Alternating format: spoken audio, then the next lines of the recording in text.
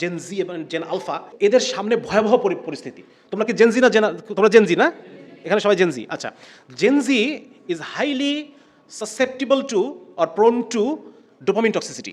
প্রচুর পরিমাণে তারা ডোপামিন টক্সিসিটির হওয়ার সম্ভাবনা এদের অনেক বেশি। হ্যাঁ, কি কেন বলেন তো, কেন বেশি?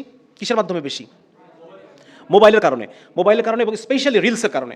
রিলস খুব ভেরি শর্ট টাইমে very high burst of dopamine দেয়, এবং কিছুক্ষণ পর আমি যদি 1 ঘন্টা রিলস দেখতে থাকি, এরপরে আমার ডোপামিন স্টোরেজ, আমার ব্রেনে যে ডোপামিন সার্কিট, রিওয়ার্ড পাথওয়ে, এইখানে ডোপামিন স্টোরেজ ডিপ্লিশন হয়। যার কারণে রিলস দেখে যখন আমার যদি ফ্রিকোয়েন্ট আমি রিলস অ্যাডিক্ট থাকি, আমি দুনিয়ার আর কোনো কিছু আমার ভালো লাগবে না। হ্যাঁ, বলে না ছেলেপেলে বলে দোস্ত চল একটু বেড়াই আসি, না দোস্ত ভালো লাগে না, কিছু ভালো লাগে না। এই যে ভালো লাগে না এটা মানে কি? তার ডোপামিন টক্সিসিটি ডেভেলপ করছে। এই মানুষটা ডোপামিন ডিপ্রেশন হয়েছে, এবং ডিপ্রেশন হওয়ার কারণে সে আর কোনো কিছুতেই সে আনন্দ খুঁজে পায় না। এখন এটাকে যদি আমি ডিটক্সিফাই করতে চাই, তাহলে সেক্ষেত্রে আমাকে কী করতে হবে? এখানে ইসলামের একটা প্রাসঙ্গিকতা আছে না? হ্যাঁ, আপনারা আমার একটা লাস্ট যে বইটা আমার বের হয়েছে, এই অবেলায় একটা বই বের হয়েছে, এটা যদি কেউ কখনো পড়ে থাকেন আপনারা দেখবেন, এখানে আমি বয়ঃসন্ধিকালীন এবং কলেজ ইউনিভার্সিটি স্টুডেন্টদের কী কী প্রবলেম, কী খাদ তাদের সামনে আছে জীবনে, এই বিষয়টা আলোচনা করছি। এবং লাস্টে তাদেরকে আমি একটা বিকল্প জীবনের একটা রূপরেখা দান করছি। বিকল্প জীবনটা কেমন হতে পারে? একটা হচ্ছে যে কীভাবে সারা ওয়ার্ল্ড মিলে তাকে ডোপামিন টক্সিক বানাবে, এবং 2 নম্বর হচ্ছে এখান থেকে সে উঠে আসার জন্য কী বিকল্প জীবন সে অনুসরণ করতে পারে। এবং সেখানে আমি দেখানোর চেষ্টা করছি যেখানে ইসলামের প্রাসঙ্গিকতা 100% ইসলামিক প্রাসঙ্গিক। সুতরাং এখন জেন জি এবং জেন আলফাকে যদি মানুষের জীবন যাপন করতে হয়, মানুষের জীবন উপভোগ করতে হয়, তাহলে তার ইসলাম দরকার নাকি দরকার নেই? যদি সে ইসলাম অনুসরণ করে, সে এই ডোপামিন টক্সিসিটি থেকে বের হতে পারবে। আর যদি সে ইসলাম অনুসরণ না করে, তাহলে পরে সে ওই ভাল লাগে না জীবনটা কাটাতে হবে সারাটা জীবন, তার দুনিয়ার কোনো কিছু ভালো লাগবে না। হ্যাঁ, যখন নদীর ধারে ফুরফুরে বাতাস তার ভালো লাগবে না, ধানের শীষের উপরে বাতাস খেলে যাওয়ার এই দৃশ্য তার ভালো লাগবে না, স্ত্রীর সাথে সব গল্প করতে ভালো লাগবে না, সন্তানের মুখটা দেখতে ভালো লাগবে না, তার শুধু একটা জিনিসই ভালো লাগবে, সেটা কি? এই রিলস আর পর্নোগ্রাফি, এছাড়া তার কোনো কিছু ভালো লাগবে না। তো যার কারণে আমাদের এখানেও সামনের জেনারেশনকে যদি বাঁচাতে চাই, এখানেও আমার ইসলামের প্রাসঙ্গিকতা রিসার্চ লেভেলে আছে। আমি আবার বলতেছি, এটা শুধুমাত্র আমি এখনো পার্সোনাল প্র্যাকটিসের কথা বলতেছি না, আমি কোথায় বলতেছি? Research level. আমাকে দেখাইতে হবে যে ইসলাম কীভাবে রিসার্চ অ্যান্ড পলিসি লেভেলে যদি ইসলামকে অ্যাপ্লাই করা যায়, সেকুলারিজমকে বাদ দিয়া ইসলামকে অ্যাপ্লাই যদি করা যায়, তাহলে সেক্ষেত্রে কীভাবে আমরা জেনারেশনকে বাঁচাতে পারি। 4 নম্বর হচ্ছে মেন্টাল হেলথ ক্রাইসিস। এটা খুব গুরুত্বপূর্ণ একটা আপনারা আমেরিকার শিকাগো ইউনিভার্সিটির একজন প্রফেসর, ওনার নাম জোনাথন হাইট। উনি একটা বই লিখছেন 2023 সালে, যে কত 2-1 বছর আগে। বইটার নাম হচ্ছে অ্যাংশাস জেনারেশন। এবং এখানে উনি দেখাইছেন যে সমস্ত দেশগুলো আয়ের দিক থেকে অনেক উন্নত, ইউরোপের, পশ্চিম ইউরোপের দেশগুলা, ফ্রান্স, হল্যান্ড, জার্মানি, এই ধরনের দেশগুলা, আমেরিকা, অস্ট্রেলিয়া, নিউজিল্যান্ড, এই যে দেশগুলা, এই দেশগুলার যারা অ্যাডোলেসেন্ট, যারা মানুষ, কিশোর বয়স, কিশোর তরুণ, এই বয়সীদের মধ্যে আত্মহত্যার হার অনেক বেশি। 147% বেশি আত্মহত্যা করে তারা, ইয়াং বাচ্চারা, ইয়াং ছেলেরা, মেয়েদের ক্ষেত্রে এটা আরও বেশি, 6 গুণ বেশি আত্মহত্যার সম্ভাবনা ছেলেদের চেয়ে আরও বেশি। তাদের মধ্যে ডিপ্রেশন, অ্যাংজাইটি, এগুলার মানে অনেক হাই, 182%, 237%, এত বেশি। উনি বলছেন যে এটা তো যারা গরিব দেশ, যারা ফিনান্সিয়ালি ইনসিকিউর, এই সমস্ত দেশে হতে পারে, তাহলে ফিনান্সিয়ালি ওয়েল সিকিউর দেশে এই প্রবলেম কেন হবে? উনি বলতেছেন যে এটা এই সোশ্যাল মিডিয়া রাইজের সাথে একটা সম্পর্ক।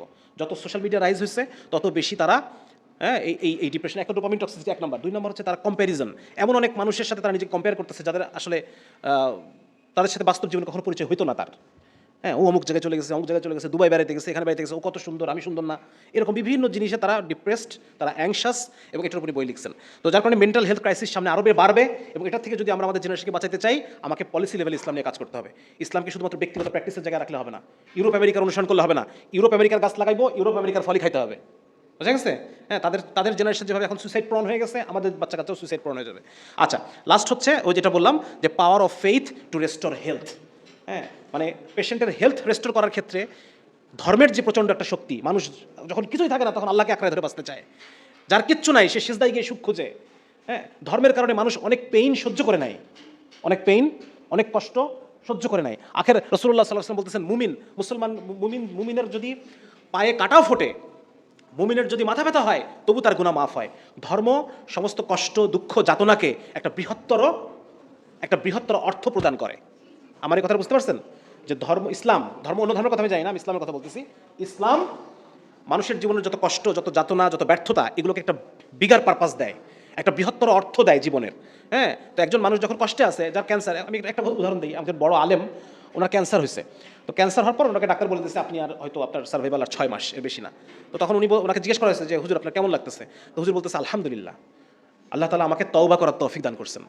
যদি অ্যাক্সিডেন্টে মারা যাইতাম, রোড অ্যাক্সিডেন্টে, তাহলে তওবা করতে পারতাম, কিন্তু আল্লাহ তাআলা আমাকে একটা 6 মাসের টাইম দিয়েছেন, এই 6 মাসের মধ্যে আমি এখন পরিপূর্ণভাবে আমার সমস্ত গুনাহ থেকে তওবা করব। তার মানে দেখেন যে জীবনের একটা কষ্টকে একটা ইসলাম কি করে, একটা বিগার পারপাস দিচ্ছে। হ্যাঁ, একটা একটা একটা এখানেও একটা সুখ, একটা রিলিফ ইসলাম তাকে দান করছেন, ঠিক না? তো সুতরাং এই যে ইসলামের যে একটা বিশাল শক্তি, এই শক্তিটাকে আমরা হেলথ সেক্টরে একেবারেই কাজে লাগাতে পারতেছি না, বিকজ অফ ইউরোসেন্ট্রিজম। ইউরোপকে অন্ধভাবে ফলো করার কারণে, ইউরোপের সমস্ত প্রোটোকলকে অন্ধভাবে ফলো করার কারণে আমরা ইসলামের এই বিশাল শক্তিকে কাজে লাগাতে পারতেছি না। বোঝা গেছে আমার কথা? সুতরাং এগুলোকে শুধুমাত্র একজন ডক্টর, যেমন আমাদের মেহেদি ভাই আইসিইউতে চাকরি করে, উনি আইসিইউতে পেশেন্টকে কালেমার করে বা বিভিন্ন ইসলামিক, এটা ওনার ব্যক্তিগত পর্যায়ে না, এটা আপনি প্রোটোকলের মধ্যে নিয়ে আসেন, এটা আপনি রিসার্চের মধ্যে নিয়ে আসেন, যে একজন মানুষকে ইসলামিক্যালি গাইড করা হলো, একজনকে করা হলো না, দুজনের আউটকামের কি পার্থক্য আপনি পলিসি হিসেবে, প্রোটোকল হিসেবে ইমপ্লিমেন্ট করেন। এটা করতে হবে আমাদের দেশে। আমরা কেন প্রোটোকলের জন্য ইউরোপ আমেরিকার দিকে বসে থাকবো? তাদের তো সমস্যার অভাব নাই। তাদের এই সেকুলারিজমের কারণে তারা এখন যে পরিমাণ সমস্যায় ভুগতেছে, এটা মানে কি বলে, অ্যাস্ট্রোনমিক্যাল, আনবিলিভেবল ধরনের সমস্যায় ভুগতেছে তারা। তাদের অর্ধেকের বেশি বাচ্চা জারজ, আউট অফ ওয়েডলকের জন্ম। আমেরিকার 45% বাচ্চা জারজ, এবং এই সমস্ত বাচ্চাদের আউটকাম কি হয় এগুলো নিয়ে ওরা প্রচুর রিসার্চ করছে। এই সমস্ত বাচ্চা নষ্ট হয়ে যায়, এরা স্কুল ড্রপ আউট হয়, এরা জেলে যায়, এরা মারপিট করে, বহু রিসার্চ আছে এগুলো। তাহলে আমরা কি এই ফল তৈরি করতে চাই? তাহলে কেন আমরা তাদের অন্ধভাবে তাদের কাজ ফলো করবো যদি ফল খেতে না চাই? আচ্ছা, এটা গেল। তার মানে আমি এটা আলোচনা করলাম রিসার্চের ক্ষেত্রে। 2 নম্বর হচ্ছে মেডিকেল প্র্যাকটিসের ক্ষেত্রে ইসলামের প্রাসঙ্গিকতা আছে নাকি নাই। দেখেন, আমি কিন্তু আউট অফ বক্স কথা বলতেছি। আমি শুধুমাত্র একজন মেডিকেল স্টুডেন্ট বা একজন মেডিকেল ডক্টর, তিনি দাড়ি রাখবেন, পাঞ্জাবি পরবেন, হ্যাঁ, মানুষকে ফ্রি ট্রিটমেন্ট দিবেন, মানে এই জায়গা থেকে কিন্তু আমি ইসলামকে বের করে নিয়ে আসছি। আপনারা লক্ষ্য করছেন কিনা? মানে এটা বুঝতে না পারলে আসলে আমার ব্যর্থতা, যে আমি ব্যক্তিগত পর্যায়ে থেকে ইসলামকে বের করে আনছি। আমি বলতেছি যে রিসার্চের মধ্যে আপনি ইসলামকে ঢুকাইতে হবে, ইসলামিক ইথিক্সকে ঢুকাইতে হবে, প্রোটোকলের মধ্যে, পলিসির মধ্যে ইসলামকে ঢুকাইতে হবে। আদারওয়াইজ আমি মানুষকে এই সেবা দিতে পারবো না। 2 নম্বর হচ্ছে মেডিকেল প্র্যাকটিসের ক্ষেত্রে, এটা কিছুটা আমি আলোচনা করছি। ইথিক্যাল মেডিকেল প্র্যাকটিস, এটা নিয়ে অনেক আলোচনা হচ্ছে। ইথিক্স, হ্যাঁ, আমরা ইথিক্স নিয়ে অনেক কথা বলি। এটাকে ফরেন্সিকের স্যার, উনিও ইথিক্স নিয়ে কথা বললেন। আচ্ছা, ইথিক্সের ক্ষেত্রে বর্তমান সেকুলার যে বাস্তবতা, এরা কি আমাদের সামনে একটা যথার্থ ইথিক্স পোজ করতে পারে কিনা? সেকুলার ইথিক্যাল মডেল এটা সাকসেসফুল নাকি ফেলিওর, এটা আমরা আমাদের দেখতে হবে। হ্যাঁ, যেমন ধরেন আমি অন্য একটা উদাহরণ দিই, মেডিকেলের বাইরে উদাহরণ দিই। আপনারা গত 5 বছরে পেপারে কয়েকটা ঘটনা আসছে যে বিসিএস ক্যাডার মাকে রেল স্টেশনে রেখে আসছে। এরকম কয়েকটা ঘটনা পড়ছেন না, পড়েননি? আমি 3টা ঘটনার কথা মনে করতে পারি, যে একজন বিসিএস ক্যাডার সে তার মাকে রেখে আসছে কোথায়? রেল স্টেশনে। এই যে বিভিন্ন সন্তান বড় হয়ে যাওয়ার পরে বাবা মাকে বৃদ্ধাশ্রমে রেখে আসে, এরকম ঘটনা আপনার পাচ্ছেন না? বিদেশে তো আরও বেশি, বিদেশে তো এটা ডাল ভাত। আমাদের দেশে এখনও অতটা হয় নাই, এখনও বাপকে বৃদ্ধাশ্রমে রেখে আসলে কাজিনরা চিচি করে, এই জন্য আমরা এখনও রাখি না। বাট স্টিল বাংলাদেশে এটা এখন জনপ্রিয় হচ্ছে আস্তে আস্তে, আরবান পিপলরা এখন রাখতেছে। আচ্ছা, তো এই যে দেখেন যে মানে বাবা মাকে শেষ বয়সে না দেখা, হ্যাঁ, বা এই যে বৃদ্ধাশ্রমে রেখে আসা, বা এটা কি শিক্ষিত মানুষ করতেছে না অশিক্ষিত মানুষ করতেছে? তাহলে পরে এই বর্তমান সেকুলার ব্যবস্থা আমাকে তো ইথিক্স শেখাতে ব্যর্থ না? এটা তো মানে কোনো হুজুরকে তো কখনো শুনলাম না যে কোনো হুজুর তার বাপ মাকে রেখে আসছে বৃদ্ধাশ্রমে বা কোনোখানে ফেলা রেখে আসছে, এরকম কোনো খবর তো কখন পাইলাম না। কোনো হুজুর মানে চাকরি না পেয়ে আত্মহত্যা করছে, এটা তো কখনো শুনি নাই। হ্যাঁ, আমরা তো করতেছি। বিশেষ করে ডক্টররা তো সবচেয়ে যদি প্রফেশনালি ভাগ করি, ডাক্তাররা সবচেয়ে বেশি ডিপ্রেসড। ডাক্তাররা সবচেয়ে বেশি, যে কোনো প্রফেশনের যদি তুলনা করি, ডাক্তাররা সবচেয়ে বেশি অ্যাংজাইটি, ডিপ্রেশন, সুইসাইডাল টেন্ডেন্সি, এগুলো আমাদের ডক্টরদের মধ্যে সবচেয়ে হাই। তাহলে প্রবলেমটা কোথায়? প্রবলেম হচ্ছে সেকুলারিজম ধর্মের শক্তিকে, একজন মানুষের কিছুই নাই, তার বাঁচার শেষ শক্তিটা ধর্ম, ওইটাও কেড়ে নিচ্ছে সেকুলারিজম। আমার কথা বুঝতে পারছেন? আচ্ছা, তাহলে একটা বললাম যে আমরা ইথিক্যাল মেডিকেল প্র্যাকটিস, এখানেও ইসলামের একটা টোটাল ইথিক্যাল ফ্রেমওয়ার্ক আছে। দেখেন, ইসলাম আপনাকে সায়েন্স টেকনোলজির কথা বলবে না, ইসলাম আপনাকে বিভিন্ন ওষুধ আবিষ্কারের কথা বলবে না। ইসলাম শুধু কী দেবে আপনাকে একটা ইথিক্যাল ফ্রেমওয়ার্ক দেবে। কতটুকু করতে পারবেন, কতটুকু করতে পারবেন না, কতটুকু জায়েজ, কতটুকু না জায়েজ, কতটুকু হারাম, কতটুকু, এরকম একটা ইথিক্যাল ফ্রেমওয়ার্ক আপনাকে দিয়ে দেবে। এই ফ্রেমওয়ার্কের মধ্যে আপনি আপনার মতো খেলবেন, আপনার মতো রিসার্চ করবেন, ইচ্ছা মতো আপনি আবিষ্কার করবেন। ইসলাম এটাকে প্রমোট করে, হ্যাঁ, যে আপনি নিজের ব্রেনকে খাটান, নিজের চোখ, নিজের কান, নিজের পঞ্চ ইন্দ্রিয়কে আপনি খাটান, এবং খাটায় আপনি নতুন নতুন নলেজ তৈরি করেন। ইসলাম এটাকে প্রমোট করে। হ্যাঁ, রাসূল সাল্লাল্লাহু আলাইহি ওয়াসাল্লামের কাছে আসছে কিছু সাহাবী, এসে তারা বলছেন যে আমরা খেজুর গাছের পরাগায়ন নিয়ে একটা কী করবো না, এরকম একটা বিষয়। আল্লাহ রাসূল বলছেন, তোমাদের দুনিয়ার ব্যাপার তোমরাই ভালো বুঝো, দুনিয়ার ব্যাপারে তো আমাকে পাঠানো হয় না আসলে। হ্যাঁ, সুতরাং এই দুনিয়ার যে জ্ঞান, ইসলামের জ্ঞান 2 রকম। একটা হচ্ছে নকল মানে কপি, যেগুলোকে কপি করতে হয়, অন্য কিছু করা যায় না, সেটা কি? কোরআন এবং হাদিস, ঠিক আছে? এটা হচ্ছে নকলি জ্ঞান বা যেটাকে কপি করা হয়। আরেকটা হচ্ছে আকলি জ্ঞান। আকল মানে ইন্টেলেক্ট, যেটাকে ব্যবহার করে আমি অনেক কিছু আবিষ্কার করবো, তৈরি করবো। হ্যাঁ, যেমন এই কোরআন এবং হাদিস থেকে যদি আমি কোনো মাসাইল বের করি, যেমন কোরআন হাদিসে বলা আছে যে মদ হারাম, হিরোইন হারাম, এটা তো বলা বলা আছে নাকি? এটা বলা নাই। এখন হিরোইন কি হবে, এটা আমি মাথা খাটায় কোরআন হাদিস থেকে বের করলাম, এটাও নকলি জ্ঞান। হ্যাঁ সরি আকলি জ্ঞান, আমি মাথা কাটা বের করলাম। আবার ধরেন আপনি রিসার্চ করে একটা মেডিসিন তৈরি করলেন, আপনি রিসার্চ করে একটা প্রোটোকল তৈরি করলেন, এটাও একটা আকলি জ্ঞান। সো ইসলামের এই দুটা জ্ঞান, একটা নকল একটা আকল। নকলি জ্ঞান এটা আমাদের উপর ছেড়ে দেওয়া হয় নাই, এটা কোরআন এবং হাদিস আল্লাহ ওই নাজিল করছেন। আর আকলি জ্ঞান যেটা, এটা আমাদের উপর ছেড়ে দেওয়া হয়েছে, যে you explore and you discover for the purpose of serving humanity, মানুষের উপকার করো, মাসলাহা মাফসাদা, বহু ধরনের আলোচনা আছে এখানে, যে মানুষের উপকার, মানুষের কল্যাণ, এই কল্যাণের জন্য তুমি তোমার জ্ঞান রেখে যাও। ওই যে সাদাকায়ে জারিয়া, যদি কেউ কল্যাণকর কোনো জ্ঞান রেখে যায়, 5টা আছে না, গাছ লাগানো, পানি বর্ষার পানি খাওয়ার ব্যবস্থা করা, কয়েকটা আছে, তার সন্তান রেখে যাওয়া, এবং আরেকটা আছে হচ্ছে যদি কেউ কোনো কল্যাণকর ইলম, কল্যাণকর কোনো জ্ঞান কেউ দুনিয়াতে রেখে যায়। তার মানে ইসলাম মেডিকেল সায়েন্সকে বা বিভিন্নভাবে প্রমোট করে, এবং এটার একটা ইথিক্যাল ফ্রেমওয়ার্ক দেয়, যে ফ্রেমওয়ার্কটা একটা আইডিয়াল ফ্রেমওয়ার্ক, এর চেয়ে বেটার কোনো ফ্রেমওয়ার্ক হতে পারে না। আমি লাস্টে আলোচনা করবো। আচ্ছা, তারপর হচ্ছে পেশেন্ট কমিউনিকেশন। এখন ধরেন যে একটা পেশেন্ট রিলিজিয়াস, আর আপনি প্রোটোকল নিয়ে বসে আছেন আনরিলিজিয়াস। আপনি যদি রিলিজিয়াস পেশেন্টকে রিলিজিয়াসলি অ্যাড্রেস করতে পারতেন, তাহলে ওই পেশেন্টের রিসিপটিভিটি বা রিসিভ আর ভালো হতো না খারাপ হতো? আমার কথা বুঝতে পারছেন কি বললাম আমি? আপনি একটা আনরিলিজিয়াস সেকুলার প্রোটোকল নিয়ে বসে আছেন, আর আপনার সামনের পেশেন্ট, বাংলাদেশের অধিকাংশ মানুষ রিলিজিয়াস, ঠিক কি না? হ্যাঁ, যেমন ধরেন, এটা আপনাকে ওটা উদাহরণ দিই, এটা ডাক্তার ভালো করতে পারবে। আমি যখন প্র্যাকটিস করতাম তখনকার কথা বলতেছি, যে আমার কাছে একটা মেয়ে আসলো, মেয়েটার বয়স হচ্ছে ধরেন কত হবে, 11 বছর, অ্যাজমার পেশেন্ট। এখন অ্যাজমার পেশেন্টকে আমরা দেখা যাচ্ছে যে কিছু ব্রিদিং এক্সারসাইজ আছে, এটা আমাদের দেশে সাধারণত ডাক্তাররা দেয় না। আমি নিজে অ্যাজমার পেশেন্ট, আমাকে কখনো কেউ দেয় নাই, বাট এটা আমি পড়ছি যে হ্যাঁ, ব্রিদিং এক্সারসাইজ বলে একটা জিনিস আছে, যেটা আস্তে আস্তে পেশেন্টের যে ইয়েটাকে, মানে ব্রঙ্কিয়াল যে হাইপার রেসপন্সিভনেস, হ্যাঁ, এবং তার ফুসফুসের যে ক্যাপাবিলিটি এটা আস্তে আস্তে বাড়ায়। তো আমি ওই বেটাকে বললাম যে তুমি কোরআন পড়বা, এবং কোরআন পড়ার সময় কোরআনের যেখানে যেখানে ওয়াকফ আছে ওইখানে ওয়াকফ করবা, মানে তাকে একটা সার্টেন টাইম পিরিয়ড তাকে ব্রিদিং ধরে রাখতে হবে। আমার কথা বুঝতে পারছেন? যখন আপনি কোরআনের মানে যেখানে ওয়াকফ আছে ওইখানে আপনি ওয়াকফ করবেন, এর আগে করবেন না, তাহলে আপনার ব্রিদিংটা কি করতে হবে, আর ধরে রাখতে হবে একটা পর্যায়ে পর্যন্ত। তো মেয়েটা এটা প্র্যাকটিস করা শুরু করছে, এবং সে 1 মাস পর ফলো আপে আসছে, এবং তাকে আমি জিজ্ঞেস করতেছি তোমার এখন কি অবস্থা, সে বলতেছে আমার আগের অবস্থা অনেক ভালো। হ্যাঁ, তাই এমন না তাকে ওষুধ দেই নাই, এখন এটা ওষুধের কারণে নেক্সেসের কারণে এটা রিসার্চ করতে হবে, বের করতে হবে, বাট স্টিল এটা একটা প্যাটার্ন, যেটা মানে তার যে রিসিপটিভিটি, তার চিকিৎসার যে সে গ্রহণ করা ডাক্তারের কাছ থেকে, এটাকে সে খুব ভালোভাবে রিসিভ করছে, এবং এটা সে প্র্যাকটিস করছে। তার মানে বলতে চাচ্ছি যে একটা পেশেন্ট, সেই পেশেন্টের কমিউনিকেশনের ক্ষেত্রেও আমার ইসলামের একটা গুরুত্বপূর্ণ ভূমিকা আছে। 4 নম্বর হচ্ছে এই যে সার্ভিস ইভ্যালুয়েশন বাই পেশেন্ট। এটা একটা জিনিস, যে আমি যে একটা সার্ভিস পেশেন্টকে দিলাম, এইটা একজন পেশেন্ট ইভ্যালুয়েট করবে, এটা একজন পেশেন্ট কেমনভাবে নিবে, এখানেও ইসলামের অনেক বড় দখল আছে। আমি যদি জিনিসটাকে মানে ইসলামিক্যালি প্রেজেন্ট করতে পারি, এটা পেশেন্টের মাইন্ড টাচ করবে, patient will feel more attached, এবং পেশেন্ট উইল, আমরা দেখি যে একটা অ্যান্টিবায়োটিক দিলাম, 7 দিনের কোর্স দিছি, 2 দিন খেয়ে এসে বলে ডাক্তার ভালো তো হয় না, ঠিক আছে? সুতরাং এটার পিছনে যদি আমরা তাকে রিলিজিয়াসলি মোটিভেট করি যে আপনার অসুখ হচ্ছে, ওষুধ খাচ্ছেন, এটা সুন্নাহ, এটা একটা সুন্নাত আমল যে আপনি ওষুধ খাচ্ছেন, এভাবে যদি আমরা পেশেন্টকে মোটিভেট করতে পারি, তাহলে দেখা যাচ্ছে পেশেন্টের অ্যাটাচমেন্ট, কমপ্লায়েন্স সব কিছু অনেক ভালো করা সম্ভব।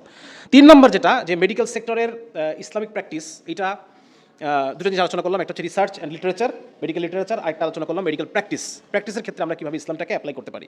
আরেকটা হচ্ছে ইনস্টিটিউশনস, আমাদের যে মেডিকেল যে ইনস্টিটিউশনগুলো আছে, হসপিটাল, তারপর কলেজ, ঠিক না, এইখানে ইসলামের কোনো প্রাসঙ্গিকতা আছে নাকি নাই। আমি কিন্তু পার্সোনাল লাইফে কোনো কথা বলি না এখন পর্যন্ত, পার্সোনাল লাইফে মেডিকেল প্র্যাকটিস নিয়ে এখন পর্যন্ত কথা বলি নাই। আমি বলছি উপরের লেভেলে, পলিসি লেভেল, ইনস্টিটিউশন লেভেল, এই সমস্ত জায়গায় ডিরেক্টর স্যার থাকলে ভালো হতো। আচ্ছা, হ্যাঁ, ও স্যার আছেন, আসসালামু আলাইকুম স্যার। আচ্ছা স্যার, কোনো ভুল হলে পরে আমাকে ধরাই দেবেন, আমি ছোটো মানুষ। আচ্ছা, তারপর হচ্ছে ইনস্টিটিউশনের ক্ষেত্রে কি, 1 নম্বর হচ্ছে হসপিটাল। আমি আজকে সকালে পড়তেছিলাম বইটা, ডক্টর রাগিব স্যার জানি ওনার লেখা বই, যে মুসলিমদের হসপিটাল কেমন ছিল। মুসলমানরা সেই সময় যখন মুসলমানরা হাসপাতাল তৈরি করে, বাগদাদে আদুদি হাসপাতাল, কায়রোর হাসপাতালটার নাম হচ্ছে নুরি হাসপাতাল, আর হচ্ছে দামেস্কে একটা হাসপাতাল ছিল, এটার নাম হচ্ছে মনসুরি হাসপাতাল, বড় বড় হাসপাতাল, এবং এটার ক্যাপাসিটি অনেক বেশি, দেখা যাচ্ছে যে 2000 পেশেন্ট ধরে, এরকম বড় বড় ক্যাপাসিটিতে। তো ওখানে কীভাবে প্র্যাকটিস করে আমি ওটা একটু স্টাডি করার চেষ্টা করলাম। তো ওনারা বলতেছেন যে এই সমস্ত হসপিটালগুলো রান হয়তো ওয়াকফ সম্পত্তি দ্বারা। ওয়াকফ সম্পত্তি বোঝেন আপনারা? ওয়াকফ সম্পত্তি, হ্যাঁ মানে বিপুল পরিমাণ সম্পদশালী মানুষ হাসপাতালের নামে সম্পদ ডোনেট করতো, ওই সম্পদ থেকে যে ইনকাম আসতো, ওই জমি থেকে যে প্রোডাকশন আসতো, বা ওইখান থেকে যে সম্পদ থেকে ওইটা দিয়ে হাসপাতালগুলো চলতো, স্টাফদের বেতনগুলো হতো, এবং সেই সাথে কিছু খলিফার কিছু ডোনেশন থাকতো সেখানে, সেটা হচ্ছে বেশি এই আর কি, মানে ওয়াকফ দিয়ে বেশি চলতো।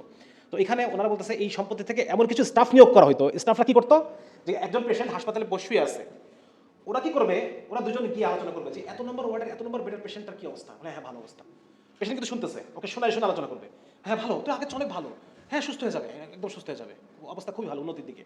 তারপরে রুগীকে শোনায় শোনায় এই আলোচনাটুকু করার জন্য আলাদা স্টাফ নিয়োগ দেওয়া থাকতো, এবং এর ফলে রুগীর কী হতো, রুগীর হ্যাঁ সাইকোলজিক্যালি রুগী খুব মোটিভেটেড, হ্যাঁ আমি সুস্থ হয়ে যাবো। হ্যাঁ, তো এই যে বিষয়গুলো যে এরকম মানে ইসলামিক হসপিটাল ম্যানেজমেন্ট, আপনাদেরকে আমি রিকোয়েস্ট করবো, বিশেষ করে র্যামফিট নামে যে সংগঠনটা আমাদের কাজ করতেছে, ওনারা শরিয়া বেসড হসপিটাল ম্যানেজমেন্ট নিয়ে পৃথিবীর বিভিন্ন দেশে বড় বড় গবেষণা হয়, ইন্দোনেশিয়া, টার্কি, মালয়েশিয়া, এই সমস্ত জায়গায় বড় বড় গবেষণা হয় এবং সেখানে অনেক শরিয়া বেসড হসপিটাল আছে। শরিয়া বেসড মানে যে শুধু মেল অ্যান্ড ফিমেল ওয়ার্ড আলাদা করে দেওয়া ব্যাপারটা তা না, এর মধ্যে আরও অনেক বিষয় আছে এবং এইগুলো পুরোটা মানে তারা অ্যাপ্লাই করতেছে এবং খুব ভালো ফল সেখানে আসতেছে।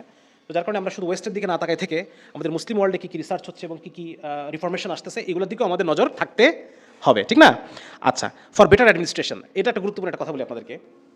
আমার প্রফেশনাল এক্সপিরিয়েন্স হচ্ছে মেয়ে ডক্টররা, ফিমেল ডক্টররা নার্সদেরকে খুব ভালো চালাতে পারে, বুঝছেন, ঝাড়ি টাড়ি দিয়ে একদম খুব মানে এদেরকে হ্যাঁ মানে প্রপার একদম কন্ট্রোল রাখতে পারে। আর আমরা পুরুষরা যখন ওয়ার্ডে যাই তখন ফিমেল নার্সদেরকে হ্যান্ডেল করতে গিয়ে আমরা একটু প্রবলেমে পড়ি, তাদেরকে একটা ঝাড়িও দেওয়া যায় না বা তাদেরকে একটু শাসন করা, অ্যাডমিনিস্ট্রেটিভ পজিশনে আছি আমি, স্বাভাবিকভাবেই এটা এটা ঠিক না কেন, ওটা ঠিক না কেন, ময়লা কেন, এগুলো তো আমি জিজ্ঞেস করবো। এগুলো পুরুষ মানুষ জিজ্ঞেস করলে মানে এটা মানে আমরা পারি না, এক, আর দুই আমরা করলে এটা আবার নার্সদের আবার রিয়েকশনটা একটু ভিন্ন রকম হয়। কিন্তু মেয়েরা আবার ফিমেল ডক্টররা এটা আবার খুব ভালো পারে। সো আপনি যদি এরকম করেন যে হ্যাঁ ফিমেল ওয়ার্ডে ফিমেল নার্স এবং ফিমেল ডক্টর এটাকে চালাবে, আর মেল নার্স মেল ডক্টর এটাকে চালাবে, তাহলে অ্যাডমিনিস্ট্রেটিভ এটা আরও ভালো হলো। তাহলে এখানেও ইসলামিক যে ফ্রেমওয়ার্ক এটা একটা গুরুত্ব আছে, ঠিক না? এটা আমি এখন বলার জন্য আসলাম। আচ্ছা, আরেকটা হচ্ছে বেটার অ্যাটাচমেন্ট, প্যালিয়েটিভ কেয়ার নিয়ে অলরেডি আলোচনা করছি।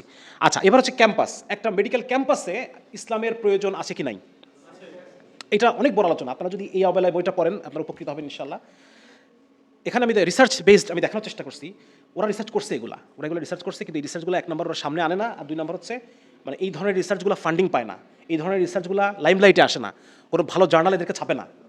হ্যাঁ, এই রিসার্চ যেমন হচ্ছে ওরা করছে যে মেডিকেল ক্যাম্পাসে মানে মেল ফিমেল যদি আলাদা করে দেওয়া হয়, ফিমেল ওরিয়েন্টেড সেট আপে তারা তাদের একাডেমিক রেজাল্ট এবং পারফরমেন্স বেশি ভালো হয়। তারা কোয়েশ্চেন, ছেলে মেয়ে একসাথে বসে আছে, সেখানে একটা মেয়ে টিচারকে কোয়েশ্চেন করে বুঝে নিতে তারা মোর হেজিটেট ফিল করে। এগুলো কিন্তু রিসার্চের কথা বলছে, এগুলো আমার বানানোর কথা না। কিন্তু যদি শুধু ফিমেল সেট আপে থাকে তখন তারা কোয়েশ্চেন করে বুঝে নেওয়া, জেনে নেওয়া, হ্যান ত্যান এই কাজগুলো অনেক বেশি তারা ভালো করে এবং তাদের একাডেমিক রেজাল্ট ভালো হয়। এবং পুরুষদের ক্ষেত্রেও, ছেলেদের ক্ষেত্রেও যদি তারা শুধু মানে বয়েজ অনলি সেট আপে থাকে সেক্ষেত্রে তাদের একাডেমিক রেজাল্ট ভালো হয়। তাহলে আমার কথা হচ্ছে যদি এইসব রিসার্চে এসেই থাকে তাহলে একসাথে করছো কেন? তাহলে পড়াশোনা চাও নাকি অন্য কিছু চাও? যদি পড়াশোনা চাও তাহলে তুমি আলাদাই রাখতা, রিসার্চ তো তাই বলতেছে। তাহলে পড়াশোনা চাও না অন্য কিছু নিশ্চয়ই চাও, তাহলে পরে তুমি এক করতা না তো। ব্যাপারটা হচ্ছে এইটা যে আপনি ওখানে দেখেন, আমি আমাকে অনেক পড়তে হয়েছে এই চ্যাপ্টারটা লেখার জন্য। হ্যাঁ, যে চ্যাপ্টারে আমি সহশিক্ষা বিষয়ে আলোচনা করছি। তাহলে একটা মেডিকেল ক্যাম্পাসে যদি আমি ভালো রেজাল্ট করতে চাই তাহলে এখানে জেন্ডার সেগ্রেগেশন নামে ইসলামের যে কনসেপ্টটা আছে এটা খুবই গুরুত্বপূর্ণ এবং এটাই একমাত্র সলিউশন যাতে আমি রেজাল্টটা আরও বাড়াইতে ভালো করাইতে পারি, এক নাম্বার। দুই নাম্বার হচ্ছে যে রোমান্টিক রিলেশনশিপ, এইটা অনেকগুলো রিসার্চ আছে যে কলেজ স্টুডেন্টদের রেজাল্টকে কীভাবে ক্ষতিগ্রস্ত করে, ভার্সিটি লেভেলে কীভাবে ক্ষতিগ্রস্ত করে। দুইটা রিসার্চ আমি পাইছি যেখানে আসছে মেডিকেল স্টুডেন্টদের রেজাল্টকে কীভাবে ক্ষতিগ্রস্ত করে একটা রোমান্টিক রিলেশনশিপ এই বয়সে। এবং তারা বর্তমানে পুরো ওয়ার্ল্ড এই পলিসির মাধ্যমে, দেখেন আপনারা জানেন কিনা বাংলাদেশ গভর্নমেন্টের একটা পলিসি আছে শিক্ষানীতি, আন্তর্জাতিক শিক্ষানীতি, সেখানে বলা হয়েছে ছেলে মেয়ে একসাথে বসাতে হবে এবং এই জন্য আলিয়া মাদ্রাসা যেগুলো ছিল এগুলোকেও এখন কম্বাইন্ড করে ফেলা হয়েছে। হ্যাঁ, এটা কিন্তু ইন্টারন্যাশনাল পলিসি। এবং প্রবলেম হয়েছে যে এই পলিসিগুলো আসলে মানে কারা তৈরি করে, এখানে কারা বসে থাকে এবং কি মাথায় রেখে তারা এই পলিসিগুলো করে, এগুলো আমরা কখনো কোয়েশ্চেন করি না, কখনো জিজ্ঞাসা করি না। এগুলো আমাদের জিজ্ঞাসা করতে হবে। তুমি যদি আমার কাছে রেজাল্টই চাও, আমার কাছ থেকে যদি একাডেমিক এক্সেলেন্সই চাও, তাহলে তুমি এমন পরিবেশ কেন তৈরি করে রাখছো যেখানে একাডেমিক এক্সেলেন্স ডাউন হয়?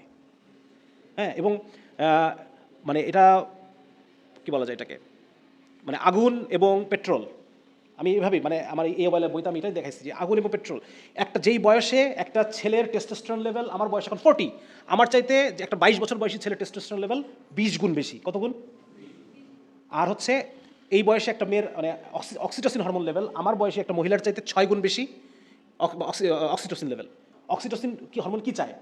টু বিল্ড রিলেশনশিপ, যে কোনো ডুয়াল বন্ডিং রিলেশনশিপের জন্য দায়ী হচ্ছে অক্সিটোসিন হরমোন, ঠিক আছে? আর টেস্টোস্টেরন হরমোন হচ্ছে, এটা তো আমরা জানি, এটা male aggression and male sexuality এই বিষয়গুলো ডিল করে। তাহলে যাদের এত বেশি, যারা তাদের হরমোনাল পিকে আছে, এইরকম দুইটা পার্সনকে তুমি একখানে কেন বসাই দিচ্ছ? উদ্দেশ্য কি? উদ্দেশ্য হচ্ছে এদেরকে স্লিপারি স্লোপ, এদেরকে এমন স্লোপে ফেলে দেওয়া যে এটা অটোমেটিক্যালি রিলেশনশিপে যাবে এবং যে সে ডিপ্রেসড হবে, সে অ্যাংশাস হবে, তারপরে একাডেমিক রেজাল্ট খারাপ হবে, সব কিছু নেগেটিভ হবে। সুতরাং এইরকম একটা সেট আপে তারা আমাদেরকে ফেলছে এবং এই ফেলার কারণে আমরা ক্ষতিগ্রস্ত হচ্ছি, মেয়েরা ক্ষতি এবং মেয়েদের ক্ষতি ডাবল ছেলেদের চেয়ে। একটা রিলেশনশিপের ক্ষেত্রে ছেলেদের যে পরিমাণ ক্ষতি, একজন মেয়ের ক্ষতি তার চেয়ে এরকম 5 গুণ বেশি, 6 গুণ বেশি, এটা রিসার্চে আসছে। কারণ হচ্ছে মেয়েদের অক্সিটোসিন বেশি। ছেলে তো সহজে চলে যাচ্ছে, কিন্তু একটা মেয়ে তার বডির হরমোনাল প্রোফাইল এত চেঞ্জ হয়ে গেছে যে সে ওখান থেকে সরাসরি সে আর আসতে পারতেছে না, সেই এই দুঃখ সে ভুলতে পারতেছে না। তো এই যে বিষয়গুলো, এগুলো আসলে আপনার বইটা একটু পড়েন। আপনাদের কাছে যারা মেডিকেল সেক্টর যারা স্টুডেন্ট যারা আছেন, আপনারা, আমি যেহেতু নিজে ডাক্তার, আমি আমার বইয়ের মধ্যে প্রচুর পরিমাণে মানে মেডিকেল নলেজ ইউজ করি, মেডিকেল রেফারেন্স ইউজ করি, যার কারণে আপনারা পড়ে মজা পাবেন, আরাম পাবেন। হ্যাঁ, যে কোনো ফিলোসফিক্যাল বিষয়গুলোকেও আমি মেডিকেল পার্সপেক্টিভে বোঝার চেষ্টা করি। ঠিক আছে, যার কারণে আপনারা, এটা রিকোয়েস্ট থাকবে আপনারা একটু পড়েন। সুতরাং একটা ক্যাম্পাস যদি প্রো ইসলাম হয়, তাহলে এটা আমাদের রেজাল্ট ভালো করবে, এইটা আমাদের খাদে পড়ার হার কমাবে। খাদ, আজকে আপনি একজন মেডিকেল স্টুডেন্ট ফার্স্ট ইয়ারের, আপনি আজ থেকে 30 বছর পর নিজেকে যেখানে দেখতে চান, এই যে রাস্তা আপনার জার্নি, এই জার্নির মধ্যে কয়েকটা খাদ আছে। এই খাদে একটা খাদে আপনি পড়বেন, এখান থেকে উঠে আসতে গিয়ে আপনার জীবনের অনেক এনার্জি, অনেক সময়, অনেক স্বপ্ন শেষ হয়ে আসবে। এরপর আপনি হয়তো খাদ থেকে উঠতে পারবেন, কেউ হয়তো সারা জীবনে কখনো উঠতেই পারবে না। ঠিক না? তো সুতরাং এই খাদগুলো চেনা দরকার, এই জন্য আমি বইটা লিখছি, হয়তো আপনাদের উপকারে আসবে। সো একটা প্রো ইসলাম ক্যাম্পাস আমাকে এই সমস্ত খাদ থেকে মেয়েদেরকে বাঁচাবে, এই সমস্ত খাদগুলো থেকে ছেলেদেরকে বাঁচাবে। এবং 2 নম্বর হচ্ছে একটা প্রো ইসলাম ক্যাম্পাস আমাকে স্ট্রেস ম্যানেজমেন্ট করতে সহায়তা করবে। হ্যাঁ, আমরা জানি medical curriculum is highly stressful, এবং এখানে একটা প্রো ইসলাম যদি একটা ক্যাম্পাস হয়, এখানে যদি আমরা দেখা যাচ্ছে আপনারা জানেন যে ইদানিং মেডিকেল হিউম্যানিটিস একটা সাবজেক্ট অ্যাড করছে, জানেন না? মেডিকেল হিউম্যানিটিস, হ্যাঁ, আপনাদের ক্লাস মনে হয় এরকম হবে, সামনে হবে। আমরা মেডিকেল এডুকেশন একটা কোর্স করলাম, সরকারি একটা কোর্স, ওখানে বললো যে প্রত্যেকটা মেডিকেল ক্যাম্পাসে মেডিকেল হিউম্যানিটিস নামে একটা আলাদা একটা ফ্যাকাল্টি তৈরি করা হবে, প্রফেসর অ্যাসোসিয়েট প্রফেসর এগুলো থাকবে, এবং এখানে এটার কাজ হবে, এটা প্রত্যেক সেমিস্টারে বা প্রত্যেক ইয়ারেই এদের ক্লাস থাকবে এবং পরীক্ষা হবে। মেডিকেল হিউম্যানিটিস, এর মধ্যে মেডিকেল ইথিক্স থাকবে, হাবিজাবি হ্যান অনেক কিছু থাকবে। তো আমার কথা হচ্ছে যে এই সমস্ত জায়গায় মানে হোয়াই নট ইসলাম, এখানে আমি কেন ইসলামকে আনবো না, এবং এখানে কেন আমি ইসলামকে কানেক্ট করবো না? কেন আমাকে বলা হবে যে ধর্মকে দূরে রেখে আসো? এখানে ধর্মের প্রায়োগিকতা আছে, ধর্মের ইউটিলিটি আছে, এখানে ধর্মের প্রাসঙ্গিকতা আছে, এবং ধর্ম can better perform than secularism যে সমস্ত জায়গায়। তাহলে আমি কেন এখানে আমার ধর্মকে নিয়ে আসবো না? এটা হচ্ছে আমার কোয়েশ্চেন। আচ্ছা, তাহলে academic result, stress management and bigger purpose. তো মেডিকেল একটা ক্যাম্পাসের মধ্যে বিভিন্নভাবে, এই যে আজকে যেরকম আপনারা একটা ইসলামিক প্রোগ্রাম করলেন, এরকম প্রোগ্রাম ফ্রিকোয়েন্টলি হওয়া উচিত, ঠিক কিনা? হ্যাঁ, বারবার হওয়া উচিত আমাদের। শুধু এই বিষয়ে না, যে আপনি একটা প্রোগ্রাম করতে পারেন যে stress management for medical student. এখানে রিলিজিয়াস বক্তারা আসলেন, এখানে মনোবিজ্ঞানী একজন আসলেন, সাইকিয়াট্রিস্ট একজন আসলেন, এখানে আলোচনা হলো যে কীভাবে ইসলাম আমাদের স্ট্রেস ম্যানেজমেন্ট আমরা এটাকে ব্যবহার করতে পারি আমাদের বিলিফের মাধ্যমে। ইসলাম এমন একটা বিলিফ সিস্টেম দেয় যেটা আপনাকে স্ট্রেস ম্যানেজমেন্ট অটোমেটিক্যালি হবে। ইসলাম এমন কিছু আমল, শুধু একটা ভালো ক্যারিয়ারিস্ট হওয়ার জন্য ডাক্তার হন, আপনি একটা কসাই হবেন, কারণ আপনার ক্যারিয়ার দরকার। আপনি আরেকজনকে কীভাবে ক্ষতি করে হোক, আর রুগীকে ক্ষতিগ্রস্ত করে হোক, যে কোনোভাবে হোক, আপনার পয়সা দরকার, টাকা দরকার, আপনার প্রমোশন দরকার, আপনার ক্যারিয়ার দরকার। সুতরাং আপনার যদি মিনিং অফ লাইফ হয় ক্যারিয়ার, এবং শুধু এই জন্য আপনি মেডিকেল পড়তে আসেন, তাহলে আপনি একটা খুব বাজে ডাক্তার হবেন। কিন্তু আপনার যদি পারপাস থাকে একটা হায়ার পারপাস, যেটা ইসলাম আপনাকে দেয়, আপনার যদি পারপাস থেকে জান্নাত, আপনার যদি পারপাস থেকে আল্লাহকে খুশি করা, আপনার যদি পারপাস থেকে যে রাসূল সাল্লাল্লাহু আলাইহি ওয়াসাল্লামের সুন্নাহ অনুসরণ করে একটা মানুষকে উপকৃত করা, তাহলে পরে আপনি একটা কি ডাক্তার হবেন বলেন? হ্যাঁ, শুধু ক্যারিয়ার আপনাকে চালাতে পারবে, শুধু টাকা, শুধু প্রমোশনের দ্বারা আপনি পরিচালিত হবেন না, আপনি হায়ার পারপাসের দ্বারা পরিচালিত হবেন। সুতরাং দেখেন ইসলাম কত বেশি দরকার কারিকুলামে, আমাদের কারিকুলামে দরকার, মেডিকেল কারিকুলামে দরকার। আমি বুঝতে পারছি? আচ্ছা, 3 নম্বর হচ্ছে ফোকাস। এই যে কিছুক্ষণ আগে বললাম যে আপনার এই যে জার্নি, এই জার্নির মধ্যে কিছু খাদ আছে, কিছু ডিফোকাস আছে। এই ডিফোকাসগুলোকে যদি আপনি সাকসেসফুলি অ্যাভয়েড করতে পারেন, তাহলে আপনি লাইফে ওই জায়গায় পৌঁছাতে পারবেন যার স্বপ্ন আপনি দেখতেছেন। আর যদি এগুলোর মধ্যে একটা খাদে আপনি পড়ে যান, তাহলে আপনি আর ফোকাস হারাই ফেললেন। তাহলে আপনাকে ফোকাস রাখার জন্য ইসলাম দরকার, নাকি? হ্যাঁ, আপনার ডিফোকাস কমানোর জন্য ইসলাম দরকার। সুতরাং এটা কারিকুলামে দরকার। 4 নম্বর হচ্ছে অ্যাপ্রিসিয়েশন। আপনার যা যা আছে, এখানে আপনারা সবাই সমান ছাত্র না, কেউ অনেক বেশি মেধাবী, কেউ কম মেধাবী, কারো অল্প একবার পড়লে হয়ে যায়, কারো 10 বার পড়তে হয়, তারপর তার মনে থাকে। তাহলে এই যে আমাদের যার যা আছে, এটা নিয়ে আমরা হ্যাপি কিনা? সবাই একই রকম পরিবার থেকে আসি না। তাহলে যার যা আছে এটা নিয়ে হ্যাপি থাকা, এটাকে অ্যাপ্রিসিয়েট করা, এটা ইসলাম আমাদেরকে শেখায়। ইসলাম আমাদেরকে কি শেখায়? আলহামদুলিল্লাহ। হ্যাঁ, সমস্ত প্রশংসা আল্লাহর, যা আছে আলহামদুলিল্লাহ, আল্লাহ তাআলা দিয়েছেন আমাকে, আলহামদুলিল্লাহ। এটাকে আমি কাজে লাগাবো, এটা কাজে লাগাই আমি আল্লাহকে রাজি করবো। আমি মেডিকেল পড়তে আসছি কেন? আল্লাহকে রাজি করার জন্য। এটা হচ্ছে আপনার হায়ার পারপাস। আপনি মেডিকেল পড়তে আসছেন কেন? মানুষকে উপকার করবেন, যেন কবরে গিয়ে আপনি সাদাকায়ে জারিয়া পেতে থাকেন। আপনি একটা রিসার্চ রেখে যাবেন, যেটা দ্বারা মানুষ এবং ইসলাম উপকৃত হবে, মুসলমানরা উপকৃত হবে, এটা দ্বারা আপনি সাদাকায়ে জারিয়া পেতে থাকবেন। সুতরাং এই হায়ার পারপাসগুলো আপনাকে আনতে হবে, এবং এটার জন্য আপনার যে ফোকাস ঠিক রাখতে হবে, অ্যাপ্রিসিয়েশন ঠিক রাখতে হবে, ঠিক আছে? এবং ইসলাম আপনাকে এই শিক্ষাগুলো দিবে। 4 নম্বর হচ্ছে স্ট্রেস ম্যানেজমেন্ট। আমি একটু আগে বললাম যে মেডিকেল কারিকুলামটা খুবই স্ট্রেসফুল, এখানে স্ট্রেস ম্যানেজমেন্টের প্রয়োজন হয়, এবং ইসলাম আমাদেরকে এমন একটা লাইফস্টাইল ইসলাম আমাদেরকে দেয়, যেটা ইনবিল্ট, এটা স্ট্রেস রিলিফ করে। হ্যাঁ, আপনার মধ্যে যে তাকদীরের বিশ্বাস, এটা কি স্ট্রেস রিলিফ করে না? যা হয়েছে, এটা তো হইতোই, এটা আপনার দেখেন কত বড় স্ট্রেস লিভ করে ফেললো আপনাকে। আপনার মধ্যে রিজিকের কনসেপ্ট, হ্যাঁ রিজিক যেটা আছে তো পাবোই, এটার জন্য আমার তো কমিশন খাওয়ার দরকার নেই, এটার জন্য আমার গ্রামের গরিব পেশেন্টকে আইনে তার সব কাটার দরকার নেই, আমি তো পাবোই।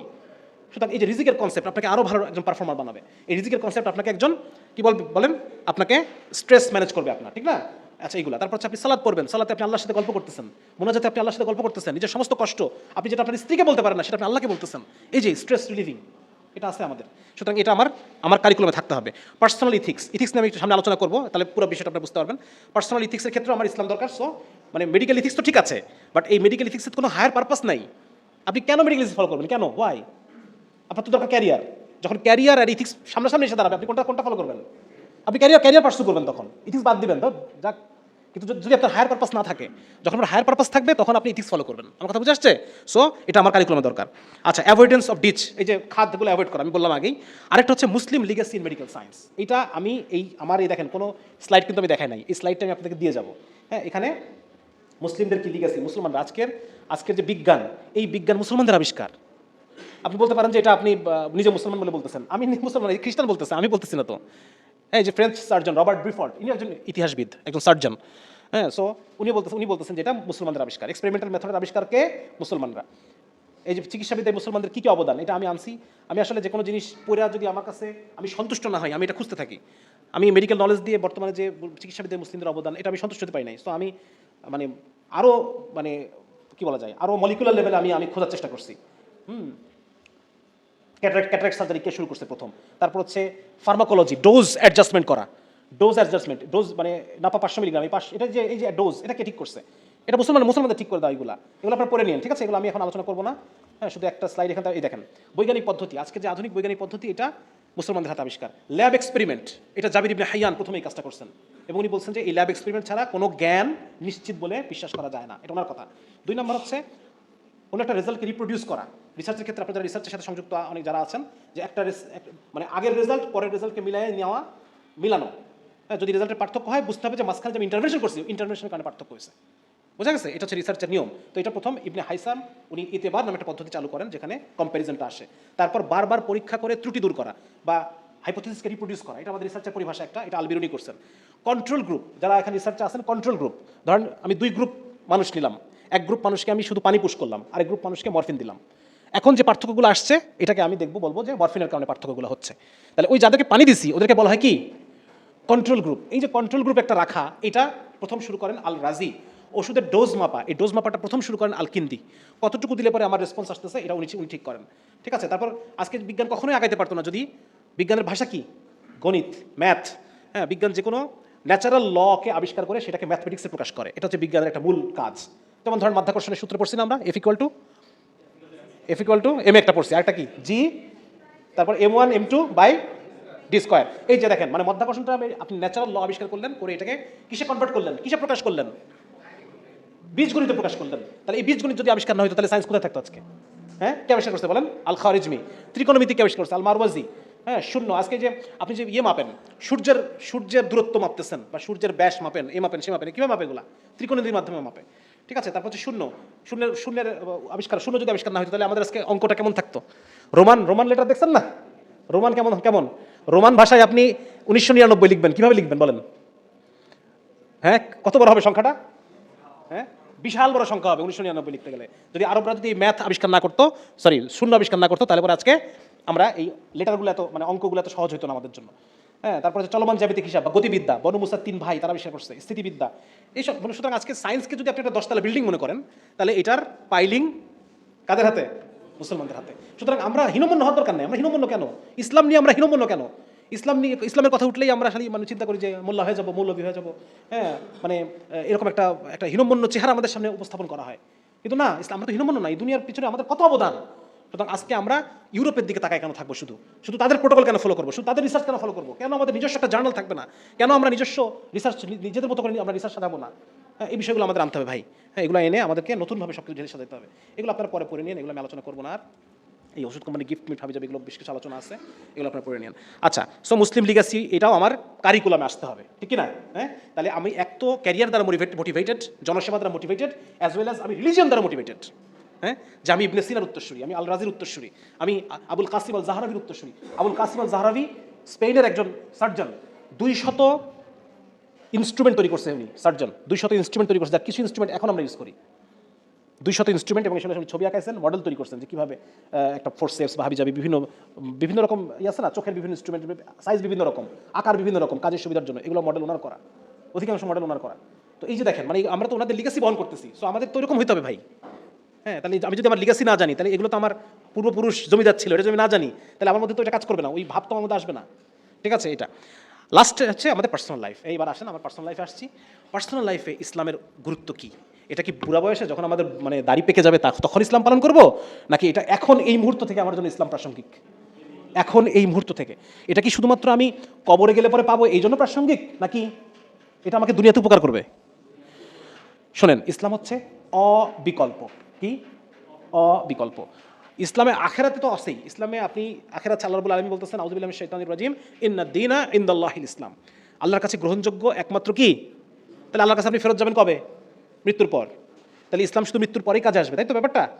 নামাজ পড়তেছেন শুধু মৃত্যুর পরেই কাজে আসবে, এটা রোজা রাখতেছেন মৃত্যুর পরেই কাজে আসবে? নো।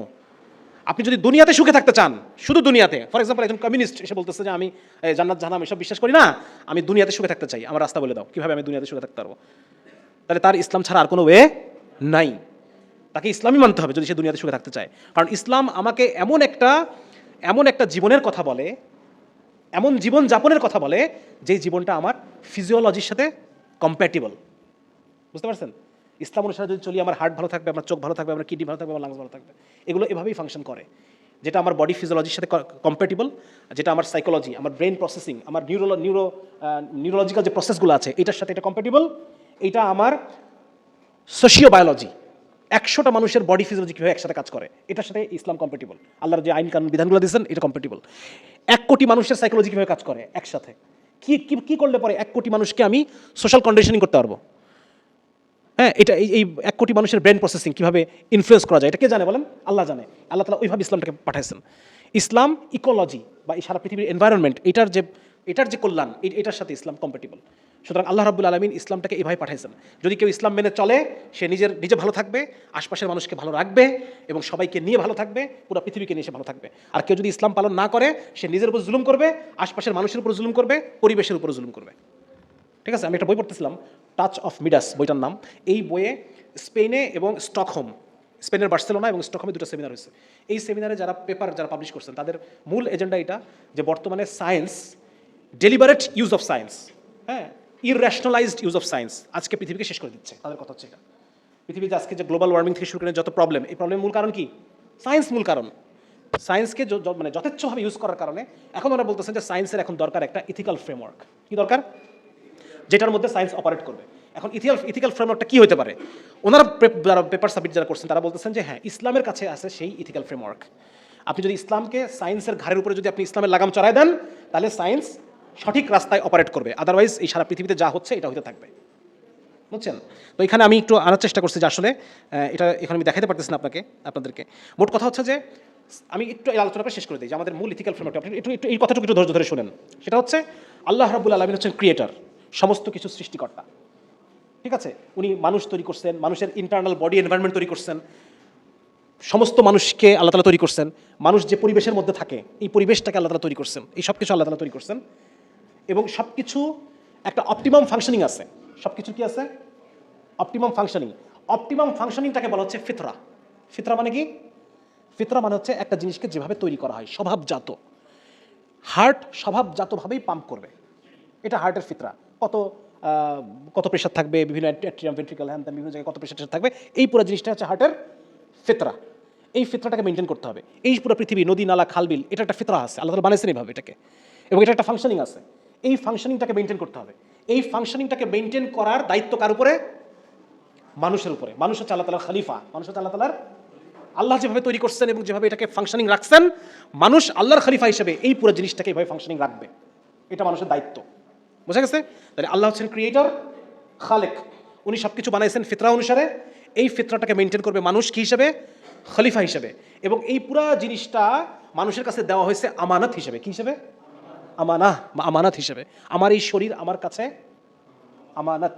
আমি যদি ধরেন মদারু হয়ে গেছি, মদ খাই, তাহলে আমি কি করলাম? নিজের খেয়ানত করলাম, নিজের উপর জুলুম করলাম। নিজের উপর কি করলাম?